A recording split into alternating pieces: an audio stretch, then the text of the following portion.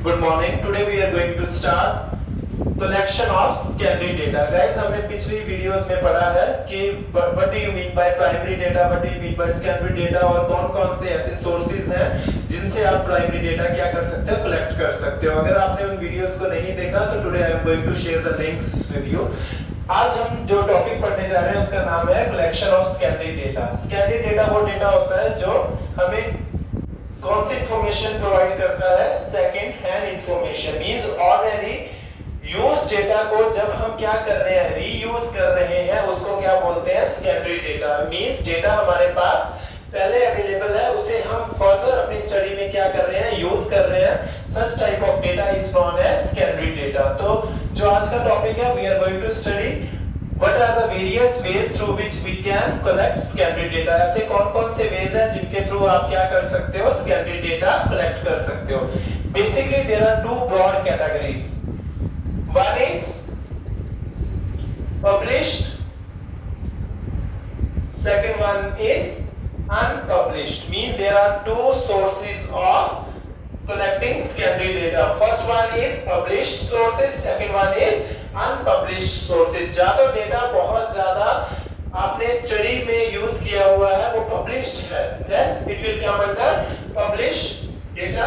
और अगर कोई डेटा क्या हुआ है, कलेक्ट किया गया है लेकिन वो क्या नहीं हुआ, अभी तक वो पब्लिश नहीं हुआ, या तो किसी बुक में पब्लिश नहीं हुआ होगा, जहां हो सकता है कि किसी रिसर्च पेपर में भी वो पब्लिश ना किया गया हो, लेकिन हम फिर भी उस डेटा को क्या कर सकते हैं, यूज कर सकते हैं. तो that data is known as unpublished. So there are two main categories of collecting secondary data. First one is published and second one is unpublished. Now we are going to cover published data.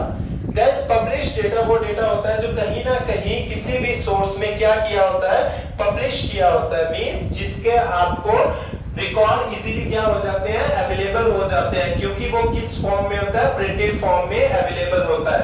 तो these all are the categories. First one is government publications. तो first जो publish source है that is known as government publications. Means जब central government या फिर state government कोई data क्या कर रही है, पब्लिश कर रही है, वो किसके अंदर आएगा, गवर्नमेंट पब्लिकेशंस के अंदर. Central is also government, state is also a government. तो इट मींस क्या हुआ, सेंट्रल गवर्नमेंट या स्टेट गवर्नमेंट कोई भी डेटा क्या कर रही है, गवर्नमेंट पब्लिश कर रही है, ऐसे सोर्स को आप क्या बोलते हो, this is known as publish source. क्यों, क्योंकि ऑलरेडी क्या हो चुका है, पब्लिश हो चुका है.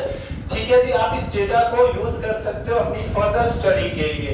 और सबसे इंपॉर्टेंट बात, ये बहुत ही ज्यादा रिलायबल डेटा होता है. क्यों, क्योंकि इसको किसने वर्टू से रिकॉर्ड किया होता है, जब पब्लिश किया होता है. सच type of data is recorded by government और वर्टू से सेंट्रल और स्टेट गवर्नमेंट. इसके एग्जांपल आपको एक वर्ड याद रखना है, ASI.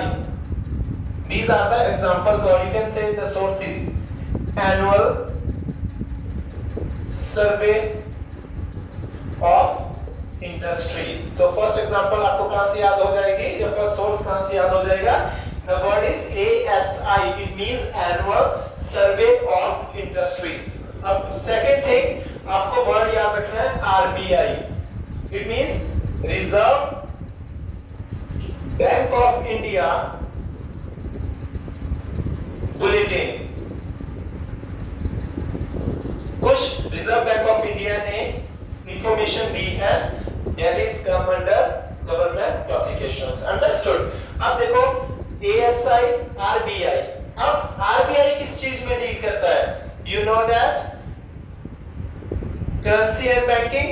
तो reports on currency and banking. So we have covered with government publication. Government publication means either state or central government will publish data. Such type of data is known as government publications. Examples are, first word is ASI, means Annual Survey of Industries. Second word is RBI, means Reserve Bank of India bulletins. Third one is RBI deals with banking, so reports on currency and banking. Hope you have understood. Now we are going to word second point known as semi government publications.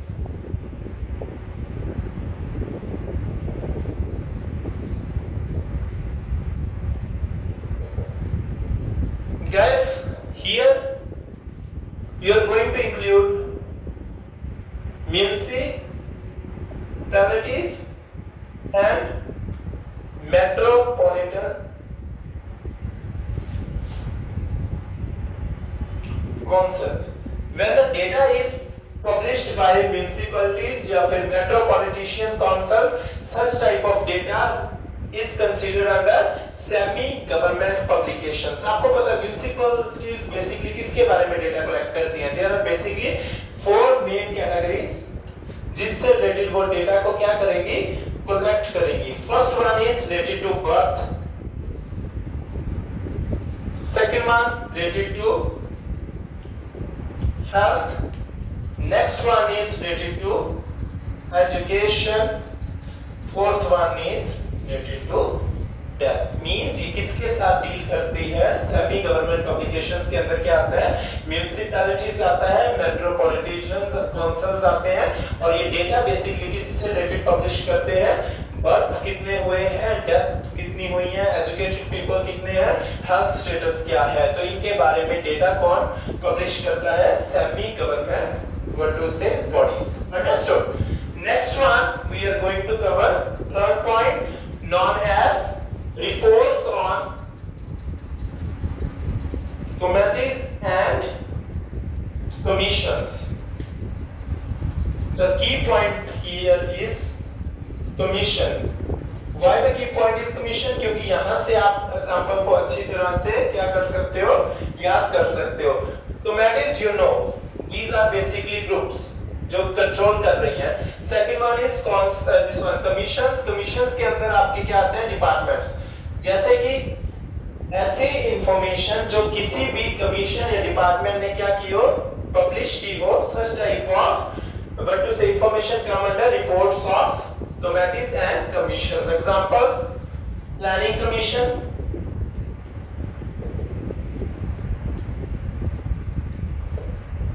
next one is finance commission. तो it means ये department क्या कर रहे हैं? ये अपने information को publish कर रहे हैं. तो आप इन इंफॉर्मेशन को क्या कर सकते हो? फर्दर यूज कर सकते हो अपनी स्टडी में. तो इसलिए reports of committees and commissions will come under this particular category. और इसके अंदर कौन से एग्जांपल्स हैं? जैसे कि planning commission and finance commission. Understood? Now fourth point is publication of trade association. Guys, publications of trade association. What do you mean by association? Associations are basically groups. Trade means business. So trade is simply buying and selling. और यहाँ पर हमें word किसमें use करना है? Business. It means ये किससे related information provide करते हैं? They are providing information related to business. जैसे कि अगर हमें शुगर के बारे में पता करना है कि शुगर की प्रोडक्शन कितनी हो रही है ऐसा, तो this is basically information related to business. तो हम किससे पूछेंगे? This information can be what to say consider with the point of view of what to say sugar mill association. तो हम शुगर मिल एसोसिएशन से इसका क्या ले लेंगे? डेटा ले लेंगे. तो यहाँ से हमें पता चल जाएगा कि शुगर की प्रोडक्शन कितनी हुई है. इट मींस हम क्या कर रहे हैं? हम इस साल की शुगर प्रोडक्शन को पिछले 10 सालों की शुगर प्रोडक्शन के साथ कंपेयर करना चाहते हैं. तो पिछले 10 सालों का डेटा हमें कहां से मिल जाएगा? शुगर मिल एसोसिएशन से. Same is the case with labour association से हमें डेटा मिल जाएगा. अंडरस्टूड? तो दीज आर द केसेस. अब हमने इसको क्या करना है? याद करने का पॉइंट ऑफ व्यू कंसीडर करना है. गाइस, सबसे पहले क्या आता है? गवर्नमेंट. उसके बाद क्या आती है? Semi government. सेमी गवर्नमेंट ने क्या किया? आगे अपने काम को आसान बनाने के लिए एसोसिएशंस बनाई, कमीशंस बनाई. तो आपने फर्स्ट वर्ड याद रखना है. कमीशन आगे किसको देख रहा है? They are going to take care of trade association. So आपके फर्स्ट 4 पॉइंट्स जो है वो कवर हो गए हैं। सबसे पहला क्या है? Government sources. गवर्नमेंट ने अपना काम किसको दे दिया? सेमी गवर्नमेंट को। सेमी गवर्नमेंट ने अपने काम को और इजी करने के लिए फर्दर किसको अपना वर्कलोड ट्रांसफर कर दिया? कमीशंस को। कमीशंस ने आगे क्या किया? ट्रेड एसोसिएशंस बना दी हैं। तो इट मींस हमारे फर्स्ट 4 पॉइंट कवर हो गए। Government publications, semi government publications, publication reports of committees and commissions, and fourth one is publication of trade association. हो जाएगा याद कि सबसे पहले गवर्नमेंट कंट्रोल कर रही है देश को, उसने अपना वर्कलोड किसको दे दिया? सेमी गवर्नमेंट को। सेमी गवर्नमेंट ने अपना वर्कलोड रिड्यूस करने के लिए किसको दे दिया? कमीशंस को। कमीशन बना दी उसने, आगे उसने अपना काम किसको दे दिया? ट्रेड एसोसिएशन को। तो आप एक कॉमन वर्ड याद रखना, reports of government, reports of semi government, reports of commission, reports of trade association. अगर आपको publication words, reports words, publication words अलग-अलग लग रहे हैं तो आप इनको सिंपली किस फॉर्म में लिख लो? Reports of government, reports of semi government, reports of commission, reports of trade association. Understood?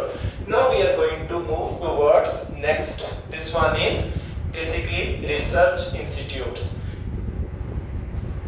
Research institutes basically आपको पता है इंस्टीट्यूट्स हम कहाँ किसको बोलते हैं जिससे हमें नॉलेज मिलती हो, जैसे कि colleges, next one is universities,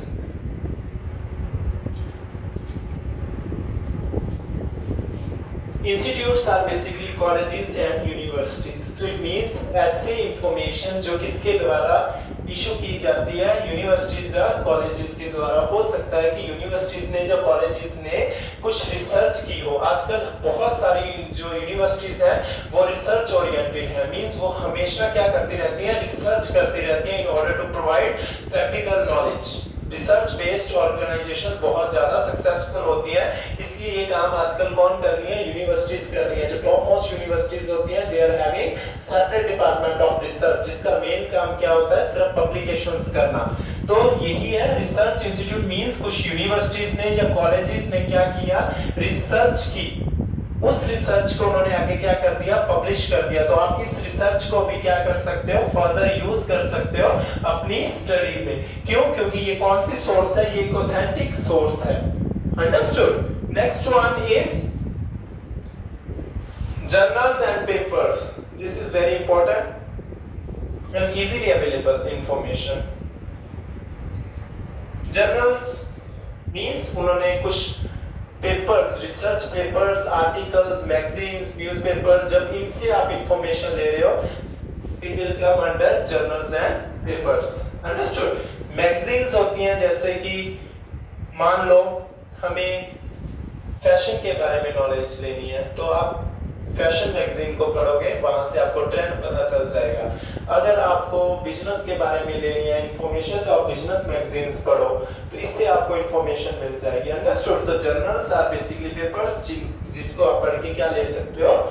आगे इंफॉर्मेशन ले सकते हो। पेपर्स यहाँ पर कई बार जैसे इकोनॉमिक टाइम्स हो गया, वो क्या कर रहे हैं यहाँ पर? Economic times is the name of the newspaper. वो क्या कर रहा है? अपने कोई डेटा पब्लिश कर रहा है। जैसे कि आपने कई बार देखा होगा एनुअल रिपोर्ट्स आती हैं गाइस। एनुअल रिपोर्ट्स जो होती हैं बिजनेस की ईयरली पब्लिश होती हैं, वो किस में होती हैं? न्यूज़पेपर में होती हैं। तो उन न्यूज़पेपर से आप क्या कर सकते हो? इस डेटा को यूज कर सकते हो। मान लो आप स्टडी किसके बारे में करना चाहते हो? You are going to compare two companies like Tata and Reliance. तो आप टाटा एंड रिलायंस को कंपेयर करना चाहते हो, दोनों में से कौन सी कंपनी ज्यादा अच्छी है? तो इस केस में आप क्या कर रहे हो? आप एनुअल रिपोर्ट्स को कंपेयर कर रहे हो, आप प्रॉफिट एंड लॉस को कंपेयर कर रहे हो, आप इक्विटी को कंपेयर कर रहे हो, आप डेट को कंपेयर कर रहे हो, वेरियस रेशियोस आप क्या कर रहे हो? यूज कर रहे हो, जिनके बेसिस पे आप क्या करोगे? कंपैरिजन करोगे। तो ये डेटा कहाँ से मिला? प्रॉफिट एंड लॉस का, बैलेंस शीट का, ये सारा डेटा आपको किससे मिला है? न्यूज़पेपर में, क्योंकि उन्होंने अपनी एनुअल रिपोर्ट्स को किस में पब्लिश किया है? पर्टिकुलर न्यूज़पेपर के अंदर। अंडरस्टूड? जब आप जर्नल्स बेसिकली मैगजीन्स के बारे में आप से इंफॉर्मेशन लेते हो, न्यूज़पेपर से इंफॉर्मेशन लेते हो, ऐसी सोर्सेज को क्या बोला जाता है? Information from journals and papers. Next one is guys research scholars. What do you mean by research scholars? Scholar is basically highly intelligent person जो बहुत ज्यादा अपनी फील्ड में मास्टर होता है, हम उसको स्कॉलर बोलते हैं, जिसके पास इन डेप्थ नॉलेज होती है। अंडरस्टूड? तो scholar is basically an individual who has great knowledge. कई बार खुद इंडिविजुअल्स क्या करते हैं? रिसर्च करते हैं, वो अपनी रिसर्च को पब्लिश करते हैं, क्योंकि जब आप रिसर्च को पब्लिश करते हो इससे आपको बेनिफिट क्या होता है? One, you are going to become famous, आप फेमस होगे, लोग आपकी रिसर्च को पढ़ेंगे। सेकंड, अगर इसकी क्रेडिट्स होते हैं कि आपने अगर कहीं पर अप्लाई करना है कहीं पर, तो आपके रिसर्च पेपर्स कितने हैं उसके नंबर्स इंटरव्यू में होते हैं, specially if you are going to be in what to say teaching profession, तो वहां पर वो चाहते हैं कि ऐसे टीचर्स को अपॉइंट करें जिनके पास क्या हो? प्रैक्टिकल नॉलेज हो। तो scholars are the persons who are actually having highly intellect, जिनके पास बहुत ज्यादा नॉलेज होती है, बहुत ज्यादा इन डेप्थ उनके पास एक्सपीरियंस होता है। ऐसे लोग क्या करते हैं? रिसर्च करते हैं, मींस वो अलग-अलग टॉपिक्स पे रिसर्च करते हैं और उसके बाद उन रिसर्च को वो डिफरेंट ऑर्गेनाइजेशंस को सेंड करते हैं पब्लिकेशंस के लिए। ऐसी एक साइट है, आप देखना कभी, SSRN। अगर कभी भी कोई डेटा चाहिए होगा तो आप SSRN एक साइट है, आप इसको यूज करना। इसके ऊपर अलग-अलग टॉपिक्स के ऊपर बहुत सारे रिसर्च पेपर्स पड़े हैं जो इंडिविजुअल्स ने लिखे होते हैं। अंडरस्टूड? तो आप यहाँ से आपको ज्यादा क्लियर हो जाएगा कि कैसे बहुत सारे लोग जो हैं वो क्या कर रहे हैं? अपने रिसर्च को पब्लिश कर रहे हैं। तो आप इन सोर्सेज को भी यूज कर सकते हो for your further studies. Next one is guys international publications. बिल्कुल, जब इंटरनेशनल ऑर्गेनाइजेशंस क्या करती हैं? डेटा को पब्लिश करती हैं। इंटरनेशनल पब्लिकेशंस आपको पता है बहुत सारी बॉडीज होती हैं, जैसे कि WHO वर्ल्ड हेल्थ ऑर्गेनाइजेशन जब अपना डेटा क्या करती है? पब्लिश करती है, तो ये किसके अंदर आएगा? International publication. IMF हो गया, वर्ल्ड बैंक हो गया, तो ये अपना जब डेटा क्या करते हैं? पब्लिश करते हैं, तो इनको क्या बोला जाता है? They will come under international publication. Means जब international bodies, international governing bodies और रेगुलेटिंग बॉडीज क्या कर रही हैं? अपना डेटा पब्लिश कर रही हैं, तो आप वहां से भी डेटा को क्या ले सकते हो?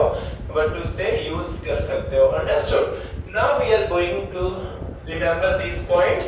सिंपली क्या है? देखो, इंस्टीट्यूट्स में जब आप स्टडी करते हो,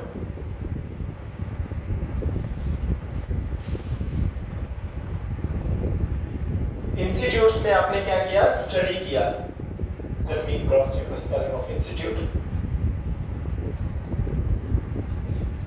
इंस्टीट्यूट्स में आपने क्या किया? स्टडी किया। इंस्टीट्यूट से जब आप स्टडी करते हो तो आप एक बहुत ही ज्यादा क्या कर रहे हो? इंटेलिजेंट पर्सन बन रहे हो। इंटेलिजेंट पर्सन बन रहे हो, उसके बाद आपने क्या किया? अपनी एक पेपर को, आपने रिसर्च पेपर को पब्लिश किया। वो इतना ज्यादा फेमस हो गया कि अब वो क्या बन गया है? एक तरह से international publication. This is not the way to remember कि आपको इसी वे से रिमेंबर करना है, लेकिन this is the shortcut trick जिसको आप याद कर सकते हो। कई बार गाइस पेपर में इतने ज्यादा की पॉइंट्स होते हैं कि हम याद नहीं कर सकते, तो बेटर टू मेक स्टोरी। उसमें हमने एक स्टोरी बनाई थी, जैसे गवर्नमेंट, उसने फर्दर अपना वर्कलोड किसको दे दिया?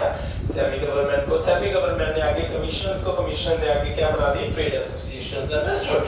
यही काम है। यहाँ पर आपने याद रखना है इंस्टीट्यूट्स। इंस्टीट्यूट्स ने आगे क्या प्रोड्यूस किया? बहुत ही इंटेलिजेंट पर्संस बनाए, जिसको स्कॉलर्स बोलते हैं। स्कॉलर्स ने आगे अपना क्या लिखना शुरू कर दिया? रिसर्च पेपर शुरू कर दिया। पेपर को उन्होंने कहां भेज दिया? International what to say publications के लिए। तो यहां से याद हो जाएगा reports of institutes, reports of scholars, reports published in papers, reports of international publications और international bodies, you can say. Understood. तो यहाँ से आप इसको याद कर सकते हो। This is my way to remember. ये मत सोचना कि this is a pet rule और थंब रूल जो आपको ऐसे ही याद करना है, लेकिन इससे ज्यादा मुझे लग रहा है कि मेरे को याद करना आसान हो जाएगा, क्योंकि इंस्टीट्यूट से आपने क्या किया, reports of institutions, reports of what to say research paper of what to say scholars.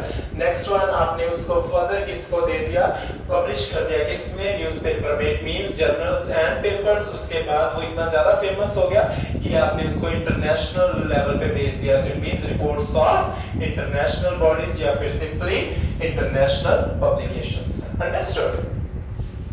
Now we are going to cover the next topic known as precautions.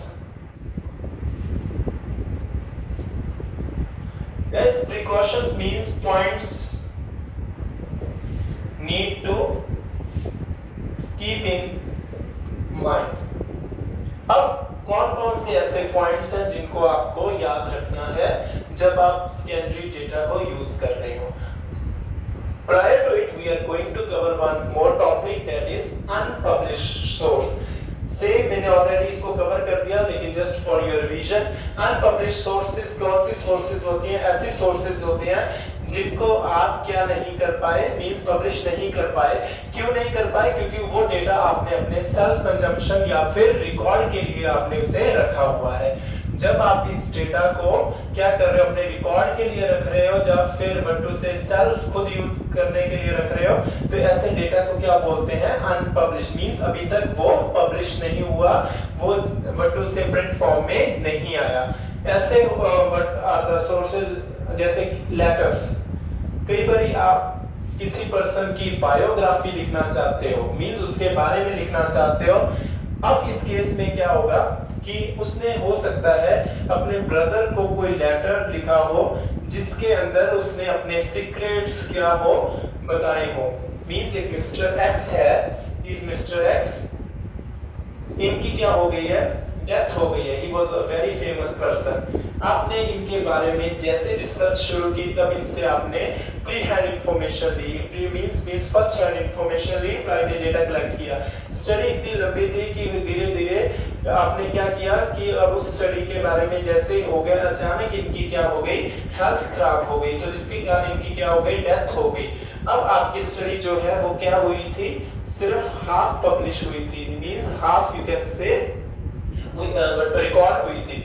तो अब इसे पूरा करने के लिए आपको कौन से सोर्सेज यूज करने पड़ेंगे? Secondary sources. क्यों? क्योंकि प्राइमरी सोर्स अवेलेबल नहीं है। जिस पर्सन से आपने इंफॉर्मेशन लेनी थी उसकी डेथ हो चुकी है, तो अब बताओ आप डेटा कहां से लोगे? तो अब आप किसकी तरफ जाओगे? सेकेंडरी डेटा की तरफ। This is the beauty of secondary data, means ये डेटा आपके पास अवेलेबल है। अदरवाइज अगर ये डेटा अवेलेबल ना होता तो आपकी कभी भी रिसर्च पूरी नहीं हो सकती थी। या तो हो सकता है कि आपने जितनी लिखी हो बायोग्राफी, आप उतने को ही क्या कर दो, पब्लिश कर दो, लेकिन उसको एंड तक बताने के लिए what you need more secrets. तो उसके लिए आपने क्या किया,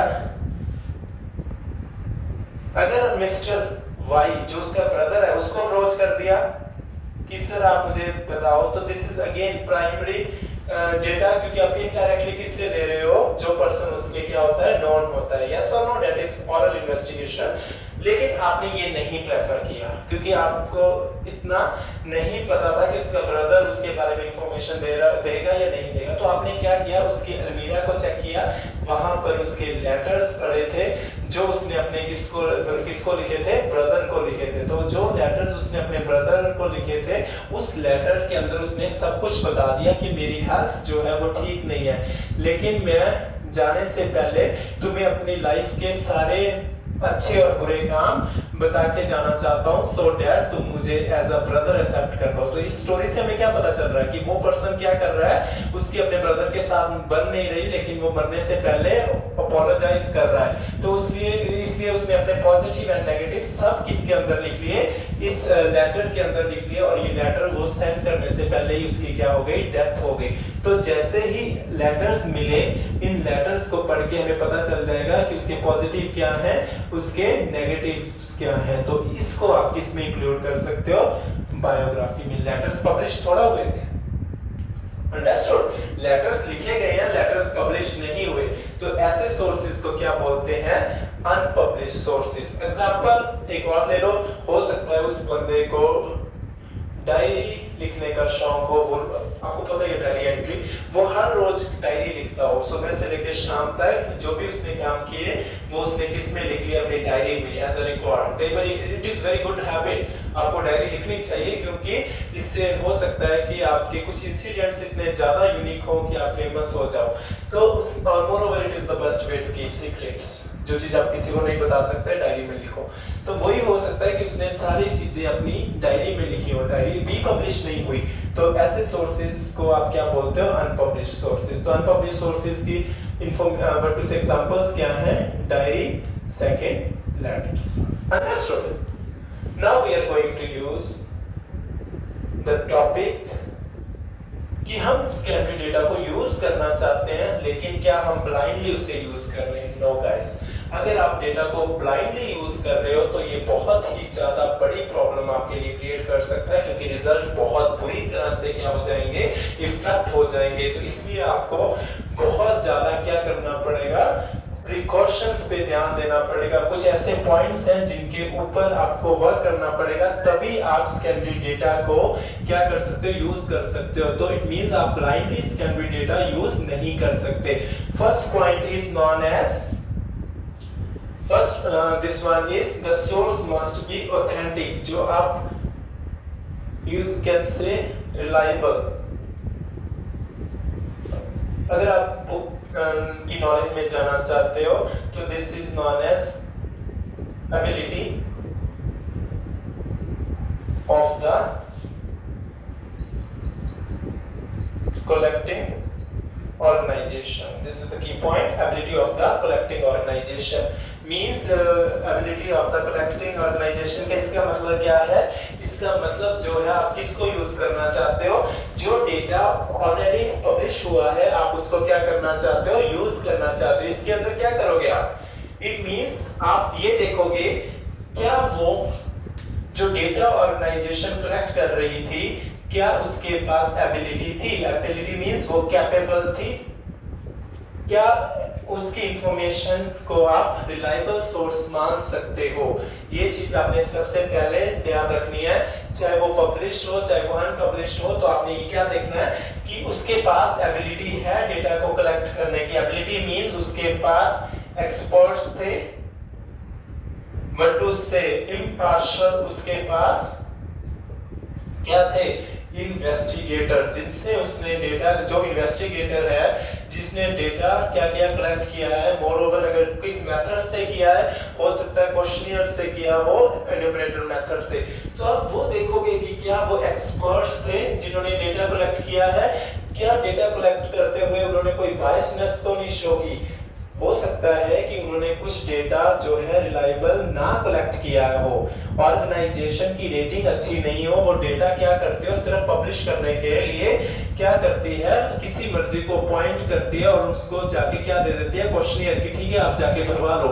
हो सकता है जिसको उसने क्वेश्चनियर सर्कुलेट किए हो वो पर्सन ज्यादा क्या ना हो, कैपेबल ना हो, एक्सपीरियंस ना हो, तो हो सकता है उन्होंने गलत इंफॉर्मेशन खुद भर दी हो। तो what does it mean, it means जो आपका सेकेंडरी डेटा है वो भी रिलायबल नहीं है, तो आप कैसे एक्सपेक्ट करोगे कि आपका प्राइमरी डेटा जो है वो क्या होगा, रिलायबल होगा। तो इट मींस सबसे पहले आपने क्या देखना है, ability of the collecting organisation की, जो ऑर्गेनाइजेशन डेटा कलेक्ट कर रही है, क्या उसके जो इन्वेस्टिगेटर्स थे, जब वो डेटा जो कलेक्ट किया गया है वो एक्सपर्ट्स के द्वारा कलेक्ट किया गया है। सेकंड वन, क्या वो इम्पार्शियल था, मींस उसके अंदर कोई भी बायसनेस शो ना की गई हो, तो आप तभी उस डेटा को क्या करोगे, यूज करोगे। This is very important topic, precautions या points need to keep in mind. ये क्वेश्चन में आ सकता है पेपर में कि बताओ गाइस कि कौन-कौन से सेकेंडरी डेटा को, do you think you can use secondary data blindly because it is easily available? No, you can not use secondary data blindly. Reason being, first one, may be वो experts के द्वारा collect ना किया गया हो सकता है डेटा बहुत ज्यादा जो कलेक्शन टाइम पे बायस फैक्टर के साथ डेटा क्या हो रहा हो, इफेक्ट हो रहा हो। Second one is time period. आपने टाइम को कंसीडर करना है कि किस टाइम पे वो डेटा कलेक्ट किया गया हो सकता है वो डेटा बहुत ज्यादा पुराना हो। पॉपुलेशन के बारे में आप जानना चाहते हो कि किस तरह के लोगों को कौन सी चीज पसंद है।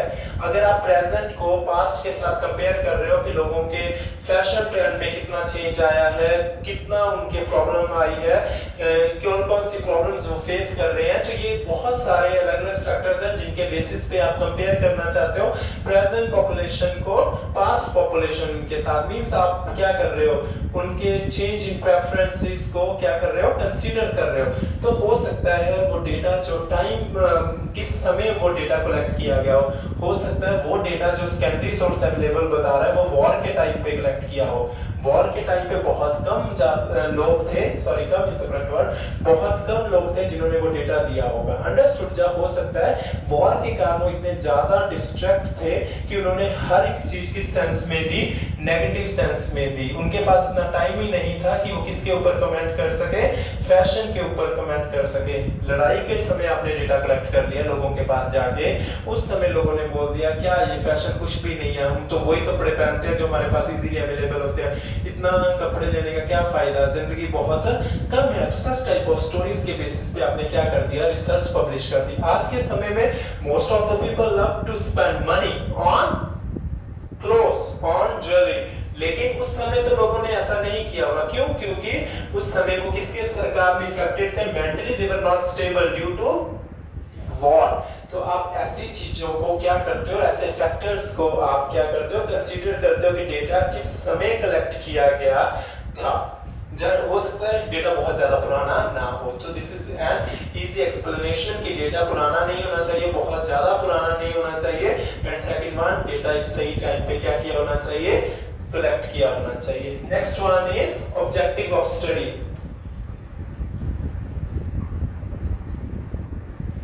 जब भी आपने डेटा कलेक्ट किया है तो आपने ये देखना है उस समय जो डेटा कलेक्ट किया गया था उसका स्टडी का पर्पस क्या था। आज जो आप स्टडी कर रहे हो उसका पर्पस क्या है, तो आपको क्या करना है, ऑब्जेक्टिव को क्या करना है, कंसीडर करना है।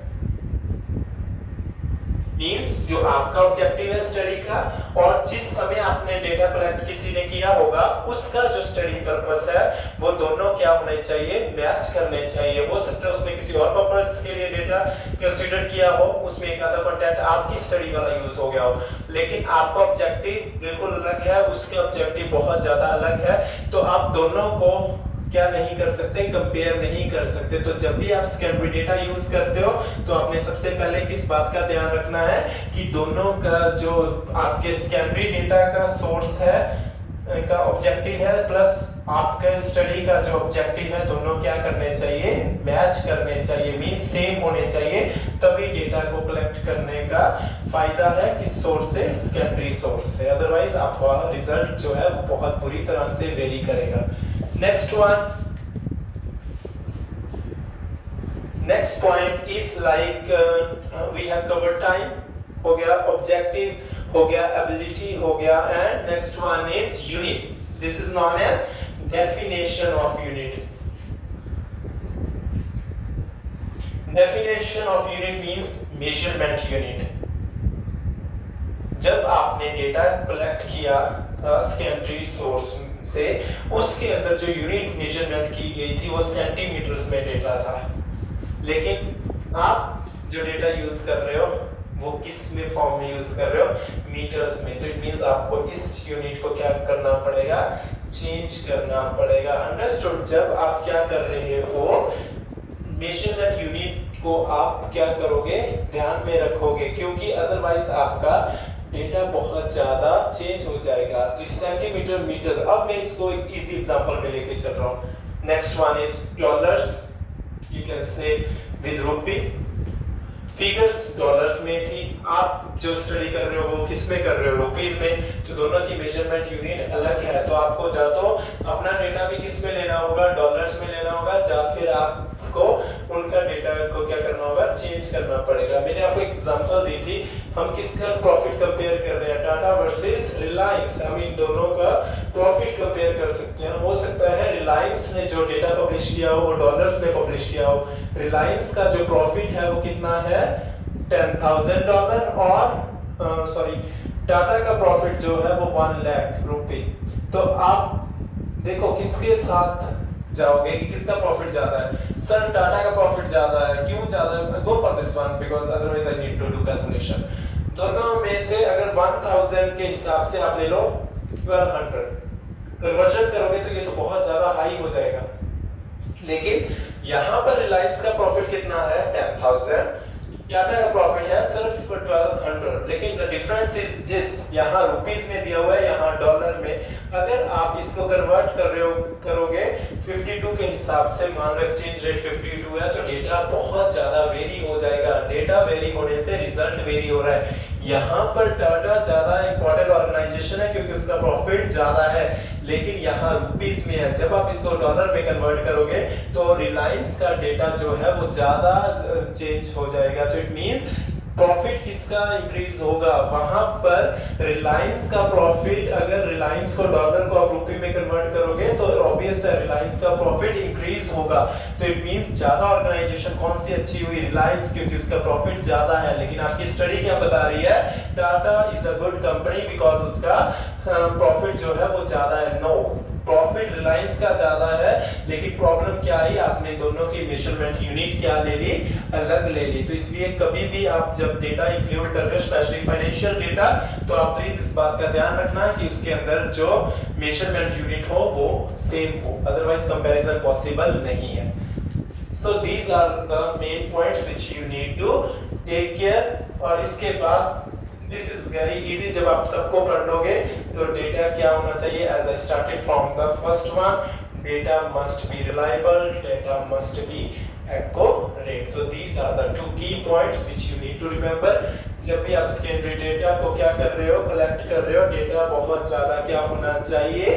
ऑथेंटिक होना चाहिए, डेटा रिलायबल होना चाहिए। Which one is the source? जो जिसके अंदर डेटा रिलायबल होता है। अगर जर्नल की बात करें तो primary data is more reliable as compare to secondary data. अगर आप प्राइम मेमोरी डेटा को छोड़ के सेकेंडरी की तरफ जाना चाहते हो ड्यू टू टाइम कंस्ट्रेंट, तो सेकेंडरी के अंदर गवर्नमेंट पब्लिकेशंस का जो डेटा होता है वो बहुत ज्यादा रिलायबल होता है।